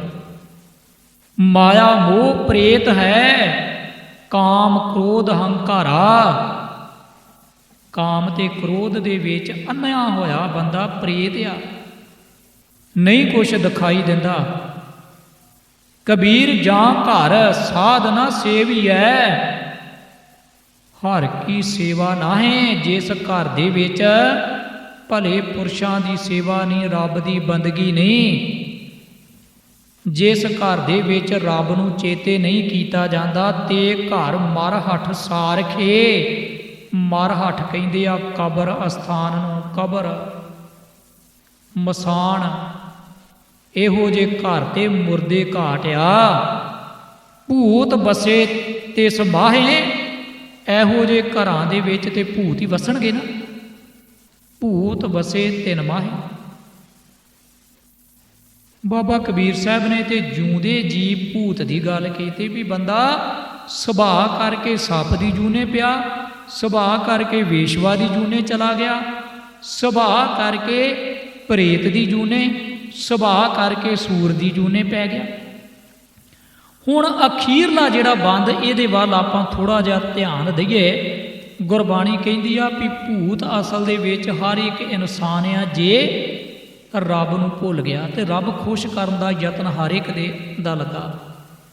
ਕੱਲੀ ਅੰਦਰ ਨਾਨਕਾ ਜਿਨ੍ਹਾਂ ਦਾ ਅਵਤਾਰ ਪੁੱਤ ਜਨੂਰਾ, ਧੀ ਜਨੂਰੀ ਜੋਰੂ ਜਿਨ੍ਹਾਂ ਦਾ ਸਿਕਦਾਰ। ਪੁੱਤ ਵੀ ਤੇ ਧੀ ਵੀ ਤੇ ਔਰਤ ਵੀ ਸਾਰੇ ਹੀ ਪ੍ਰੇਤ ਜੂਨੀ 'ਚ ਆ। ਜੇ ਰੱਬ ਦੀ ਵਿਚਾਰਧਾਰਾ ਨਹੀਂ, ਸ਼ਬਦ ਨਾਲੋਂ ਸੁਰਤ ਟੁੱਟ ਗਈ ਤੇ ਫੇਰ ਗੁਰੂ ਸਾਹਿਬ ਕਹਿੰਦੇ ਸੁਭਾਅ ਕਰਕੇ ਬੰਦਾ ਜੂਨਾਂ ਦੇ ਵਿੱਚ ਪਿਆ ਰਹਿੰਦਾ। ਅਖੀਰਲੇ ਬੰਦ ਤੇ ਗੁਰੂ ਸਾਹਿਬ ਕਹਿੰਦੇ ਆ ਬਦਤ ਤਰਲੋਚਨ ਤੇ ਨਰ ਮੁਕਤਾ, ਅੰਤ ਕਾਲ ਨਰਾਇਣ ਸਿਮਰੇ, ਐਸੀ ਚਿੰਤਾ ਮੈਂ ਜੇ ਮਰੇ, ਬਦਤ ਤਰਲੋਚਨ ਤੇ ਨਰ ਮੁਕਤਾ, ਪਿਤੰਬਰ ਵਾਂ ਕੇ ਹਿਰਦੇ ਬਸੀ। ਹੁਣ ਜਦੋਂ ਅਖੀਰਲੇ ਬੰਦ ਨੂੰ ਤੇ ਰਹਾਉ ਵਾਲੇ ਬੰਦ ਨੂੰ ਮਿਲਾ ਕੇ ਵੇਖੋਗੇ ਨਾ, ਤੇ ਜਿਹੜੀ ਸਰੀਰ ਵਾਲੀ ਮੌਤ ਆ ਇਹਦੇ ਤੋਂ ਇੱਕਦਮ ਵਿਸ਼ਾ ਬਦਲ ਜਾਂਦਾ। ਸਰੀਰ ਵਾਲੀ ਮੌਤ ਦੀ ਗੱਲ ਨਹੀਂ ਰਹਿ ਜਾਂਦੀ। ਇਸ ਸ਼ਬਦ ਦੇ ਰਹਾਉ ਦੀ ਪੰਕਤੀ ਨੂੰ ਤੇ ਅਖੀਰਲੇ ਬੰਦ ਨੂੰ ਵੇਖੋ। ਅੰਤ ਕਾਲ ਨਰਾਇਣ ਸਿਮਰੇ, ਐਸੀ ਚਿੰਤਾ ਮੈਂ ਜੇ ਮਰੈ, ਬਦਤ ਤਰਲੋਚਨ ਤੇ ਨਰ ਮੁਕਤਾ, ਪਿਤੰਬਰ ਵਾਂ ਕੇ ਹਿਰਦੇ ਬਸੇ। ਜਿਹਦੇ ਹਿਰਦੇ ਦੇ ਵਿੱਚ ਰੱਬ ਵਸ ਜਾਏ ਉਹ ਇਸ ਜ਼ਮੀਰ ਦੀ ਮੌਤੋਂ, ਆਤਮਕ ਮੌਤ ਤੋਂ, ਮਰਨ ਤੋਂ ਬਚ ਜਾਂਦਾ। ਉਹ ਮਨੁੱਖ ਦੀ ਇਨਸਾਨੀਅਤ ਜਾਗਦੀ ਰਹਿੰਦੀ ਆ। ਇਹੋ ਜਿਹੇ ਬੰਦੇ ਨੂੰ ਗੁਰਬਾਣੀ ਨੇ ਆਖਿਆ ਸੂਰਮਾ। ਬਾਬਾ ਕਬੀਰ ਸਾਹਿਬ ਕਹਿੰਦੇ ਇਹੋ ਜਿਹਾ ਇਨਸਾਨ ਬਣ, ਇਹੋ ਜਿਹਾ ਬੰਦਾ ਹੀ ਸੂਰਮਾ ਹੁੰਦਾ। ਗਗਨ ਦਮਾਮਾ ਬਾਜਿਓ ਪਰਿਓ ਨਿਸ਼ਾਨੇ ਘਾਓ, खेत जो मांडियो सूरमा अब जूजन को दाओ, सूरा सो पहचानिए जो लरे दीन के हेत, पुरजा पुरजा काट मरे कबू ना छाडे खेत। ऐसा बंदा सूरमा जेड़ा बरियाई दे टाकरे दे उत्ते लड़दा रहे ते बरियाइयां वल्लों तोबा कर जाए, आखे भी हे परमात्मा मेरे अंदर चंगियाई वस जाए, ते बरियाइयां दे नाल लड़न वाला इंसान बाबा कबीर साहब कहते सूरमा हुंदा। गगन दमामा बाजिओ, गगन का अर्थ आ आकाश, आकाश का अर्थ आ उच्ची सुरत, ते दमामा का अर्थ हुंदा जे धौंसा नगारा, ते नगारे का अर्थ आ शब्द। किते साडी सुरत दे विच शब्द का नगारा वज जाए, बाहर दे नगारे वजाउण दी लोड़ ना पवे सानूं। आपां ते बाहरले नगारे वजाउण ते ही लगे आ ना, पर कदे गुरु किरपा करे किते साडी सुरत दे विच शब्द दा नगारा वज जाए। गगन दमामा बाजिओ परिओ निशाने घाओ, ते शब्द दी चोट साडे हिरदे दे विच घर कर जाए। ऐसा निशाना टकाने ते वजे, बंदा बरियाई दे टाकरे ते आड़ खलोवे। गगन दमामा बाजिओ परिओ निशाने घाओ, खेत जो मांडियो सूरमा अब जूजन को दाओ, ते बंदा ये मैदान छड्डण लई तैयार ना होवे, भाव बरियाई दे अगे गोडे ना टेके। ते बाबा कबीर साहब कहंदे इहो जे बंदे नूं सूरमा आखिया जांदा जिहड़ा सिर्फ दुनिया नूं जितण दे उत्ते लगा। ऐसा बंदा सूरमा नहीं हो सकदा। वकारां वल्लों मरिया आदमी, वकारां दे टाकरे दे उत्ते खलोता आदमी ही सूरमा। ते जे बंदे दी सिर्फ एक भावना दुनिया नूं जितण दी ते वकारां दे विच मर जांदा, इहो जे बंदे नूं गुरबाणी सूरमा मनदी नहीं। जां को हर रंग लागो इस जुग में सो कहियत है सूरा। आओ गुरु किरपा करे, एक अरदास करिए गुरु चरनां दे अंदर। सच्चे पातशाह भैड़ियां लालसावां खत्म हो जाण।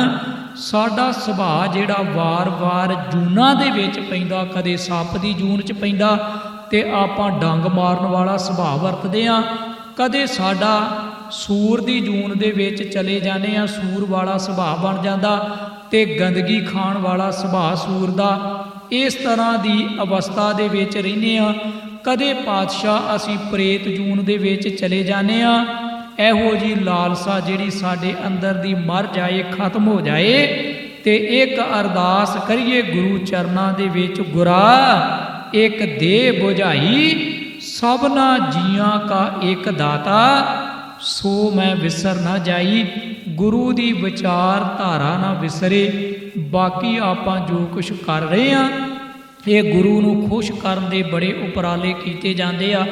ਵੀ ਅਸੀਂ ਪਰਮਾਤਮਾ ਨੂੰ ਖੁਸ਼ ਕਰ ਲਈਏ। ਜਿੰਨਾ ਚਿਰ ਆਪਾਂ ਬਰਿਆਈ ਵੱਲੋਂ ਤੋਬਾ ਨਹੀਂ ਕਰਦੇ, ਰੱਬ ਕਦੇ ਖੁਸ਼ ਨਹੀਂ ਹੋ ਸਕਦਾ, ਕਿਉਂਕਿ ਅੱਜ ਖੁਸ਼ ਕਰਨ ਦੇ ਤਰੀਕੇ ਵੱਖੋ ਵੱਖਰੇ ਆ, ਜਿਨ੍ਹਾਂ ਨੂੰ ਆਪਾਂ ਕਰਮ ਕਾਂਡ ਕਹਿੰਦੇ ਆ। ਮੈਂ ਬੇਨਤੀ ਕਰਾਂ, ਪੁਰਾਤਨ ਸਮਿਆਂ ਦੇ ਅੰਦਰ ਕੁਛ ਕੁ ਜਿਹੜੇ ਅੱਜ ਰੀਤੀ ਰਿਵਾਜ ਆ ਉਹ ਸਮੇਂ ਦੀ ਲੋੜ ਕਰਕੇ ਪਏ ਸਨ, ਤੇ ਜਦੋਂ ਸਮੇਂ ਦੀ ਜ਼ਰੂਰਤ ਹੋਵੇ ਉਸ ਵੇਲੇ ਉਹ ਚੀਜ਼ ਵਰਤੀ ਜਾਂਦੀ ਆ, ਪਰ ਜਦੋਂ ਸਮੇਂ ਦੀ ਲੋੜ ਨਾ ਰਵੇ ਉਦੋਂ ਇਹੋ ਜਿਹੇ ਰਿਵਾਜ, ਇਹੋ ਜਿਹੀ ਰੀਤੀ ਨੂੰ ਛੱਡ ਦੇਣਾ ਚਾਹੀਦਾ। ਜਿਵੇਂ ਆਪਾਂ ਪੁਰਾਤਨ ਸਮੇਂ ਦੀ ਗੱਲ ਕਰੀਏ ਤੇ ਸਾਡੇ ਬਜ਼ੁਰਗ ਕੱਚੇ ਘਰਾਂ ਦੇ ਵਿੱਚ ਰਿਹਾ ਕਰਦੇ ਸਨ, ਪਰ ਜੇ ਬੰਦਾ ਆਖੇ ਵੀ ਨਹੀਂ ਆਪਾਂ ਤੇ ਬਜ਼ੁਰਗਾਂ ਵਾਂਗੂ ਹੀ ਰਹਿਣਾ, ਸਾਨੂੰ ਪੱਕੇ ਘਰਾਂ ਦੀ ਲੋੜ ਨਹੀਂ, ਅੱਜ ਤੇ ਕੱਚਾ ਘਰ ਰਹਿਣੀ ਕਿਸੇ ਨੇ ਨਹੀਂ ਦਿੱਤਾ, ਲੋਕਾਂ ਨੇ ਢਾਲੇ ਆ।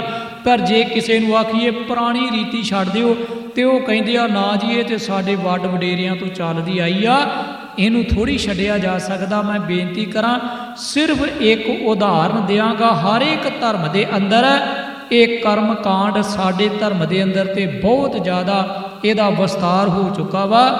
ਇੱਕ ਸਿਰਫ ਗੱਲ ਕਰਕੇ ਸਮਾਪਤੀ ਕਰ ਦਿਆਂਗਾ।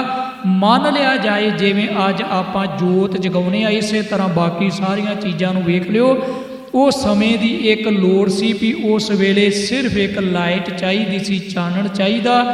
ਉਹ ਸਮੇਂ ਦੀ ਲੋੜ ਨੂੰ ਮੁੱਖ ਰੱਖਦਿਆਂ ਉਸ ਵੇਲੇ ਆਪਾਂ ਨੂੰ ਇਹਦੀ ਜ਼ਰੂਰਤ ਪਈ ਤੇ ਮਨੁੱਖ ਨੇ ਆਪਣੀ ਜ਼ਰੂਰਤ ਪੂਰੀ ਕਰਨ ਵਾਸਤੇ ਕੰਮ ਕੀਤਾ ਵੀ ਮਿੱਟੀ ਦੇ ਤੇਲ ਦਾ ਜਾਂ ਹੋਰ ਤੇਲ ਦਾ ਦੀਵਾ ਜਗਦਾ ਹੋਵੇ ਤੇ ਕਾਲਖ ਪੈਦਾ ਹੁੰਦੀ ਆ। ਦੇਸੀ ਘੇ ਦਾ ਦੀਵਾ ਜਗੇ ਤੇ ਵਾਤਾਵਰਨ ਠੀਕ ਰਹਿੰਦਾ ਤੇ ਧੂਆਂ ਨਹੀਂ ਪੈਂਦਾ। ਇਸ ਕਰਕੇ ਇਸ ਚੀਜ਼ ਤੋਂ ਬਚਣ ਵਾਸਤੇ ਇੱਕ ਜ਼ਰੂਰਤ ਸੀ, ਪਰ ਉਸ ਤੋਂ ਬਾਅਦ ਸਾਡੇ ਅੰਦਰ ਇੱਕ ਪਰੰਪਰਾ ਪੈਦਾ ਹੋ ਗਈ ਵੀ ਸਾਡੇ ਬਜ਼ੁਰਗ ਜਗਾਉਂਦੇ ਰਹੇ। ਪਰੰਪਰਾ ਤੋਂ ਬਾਅਦ ਬਣ ਜਾਂਦਾ ਹੁੰਦਾ ਕਰਮਕਾਂਡ, ਤੇ ਕਰਮਕਾਂਡ ਤੋਂ ਬਣ ਜਾਂਦਾ ਹੁੰਦਾ ਵਹਿਮ। ਜਿਵੇਂ ਮੁਸਲਮਾਨਾਂ ਦੇ ਵਿੱਚ ਬਣ ਗਿਆ ਇੱਕ ਮੁਸ਼ੱਲਾ, ਉਹ ਅਰਬ ਦੇਸ਼ ਦੇ ਵਿੱਚ ਪੈਦਾ ਹੋਇਆ ਧਰਮ ਸੀ, ਤੇ ਉਹ ਦੇਸ਼ ਦੇ ਵਿੱਚ ਬਰੇਤਲੀ ਜ਼ਮੀਨ ਹੋਣ ਕਰਕੇ, ਰੇਤਾ ਗਰਮ ਹੋਣ ਕਰਕੇ, ਜ਼ਮੀਨ ਗਰਮ ਹੋਣ ਕਰਕੇ ਮੁਸ਼ੱਲਾ ਰੱਖਣਾ ਬੜਾ ਜ਼ਰੂਰੀ ਸੀ ਵੀ ਜਦੋਂ ਨਮਾਜ਼ ਪੜ੍ਹਨੀ ਗੋਡੇ ਸੜਦੇ ਆ, ਜ਼ਮੀਨ ਦੇ ਉੱਤੇ ਗੋਡੇ ਨਹੀਂ ਰੱਖੇ ਜਾ ਸਕਦੇ ਤੇ ਮਸੱਲਾ ਕੋਲ ਰੱਖਿਆ ਜਾਵੇ, ਕਿਉਂਕਿ ਉਹ ਗੋਡੇ ਸੜਨ ਤੋਂ ਬਚਾ ਸਕਦਾ। ਤੇ ਇੱਕ ਪਾਣੀ ਦਾ ਲੋਟਾ ਰੱਖਿਆ ਜਾਂਦਾ ਸੀ ਭਈ ਇਹ ਪਾਣੀ ਦੀ ਥੋੜ੍ਹਾ ਇਹਨਾਂ ਦੇਸ਼ਾਂ ਦੇ ਵਿੱਚ ਥੋੜ੍ਹੇ ਪਾਣੀ ਦੇ ਨਾਲ ਉਸ ਵੇਲੇ ਉਜੂ ਕੀਤਾ ਜਾਏਗਾ, ਹੱਥ ਪੈਰ ਧੋਤੇ ਜਾਣਗੇ, ਚੋਲਾ ਕੀਤਾ ਜਾਏਗਾ, ਪਾਣੀ ਤੇ ਲੱਭਦਾ ਨਹੀਂ ਸੀ। ਪਰ ਜਿਸ ਵੇਲੇ ਇਹ ਲੋਕ ਏਸ਼ੀਅਨ ਦੇਸ਼ਾਂ ਦੇ ਵਿੱਚ ਆਏ, ਸਾਡੇ ਦੇਸ਼ਾਂ ਦੇ ਵਿੱਚ ਆਏ, ਉਹਨਾਂ ਦੇਸ਼ਾਂ ਦੇ ਵਿੱਚ ਇਹੋ ਜਿਹੀ ਕੋਈ ਮੁਸ਼ਕਲ ਨਹੀਂ ਸੀ ਵੀ ਪਾਣੀ ਦੀ ਕੋਈ ਥੁੜ ਸੀ ਜਾਂ ਕੋਈ ਬਰੇਤਲੀ ਧਰਤੀ ਸੀ, ਗਰਮ ਸੀ, ਪਰ ਫਿਰ ਵੀ ਉਹ ਲੋਟੇ ਤੇ ਮਸ਼ੱਲੇ ਚੁੱਕੀ ਆਏ। ਉਹਨਾਂ ਨੂੰ ਪੁੱਛਿਆ ਵੀ ਇਹ ਕੀ ਕਰਨ ਨੂੰ ਚੁੱਕੇ ਆ? ਉਹ ਕਹਿੰਦੇ ਵੀ ਸਾਡੀ ਤੇ ਰੀਤੀ ਆ ਵਡੇਰਿਆਂ ਤੋਂ, ਇਹ ਕਰਕੇ ਪਰੰਪਰਾ ਵਾ, ਤੇ ਪਰੰਪਰਾ ਤੋਂ ਬਾਅਦ ਇਹੋ ਜਿਹਾ ਕਰਮਕਾਂਡ ਬਣਿਆ।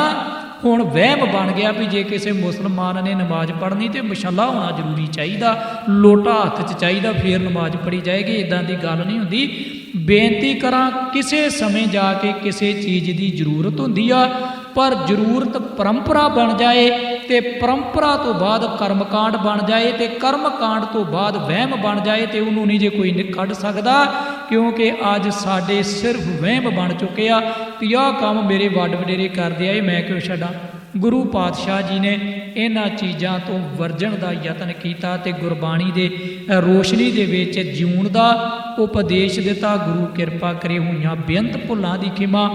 ਇਹ ਸ਼ਬਦ ਆਪਾਂ ਵਿਚਾਰਿਆ ਸੀ ਵੀ ਬੰਦਾ ਸਰੀਰਕ ਮੌਤੇ ਤੇ ਕੋਈ ਮਰਦਾ, ਪਰ ਜ਼ਮੀਰ ਦੀ ਮੌਤੋਂ ਤੇ ਕੋਈ ਬਚਦਾ।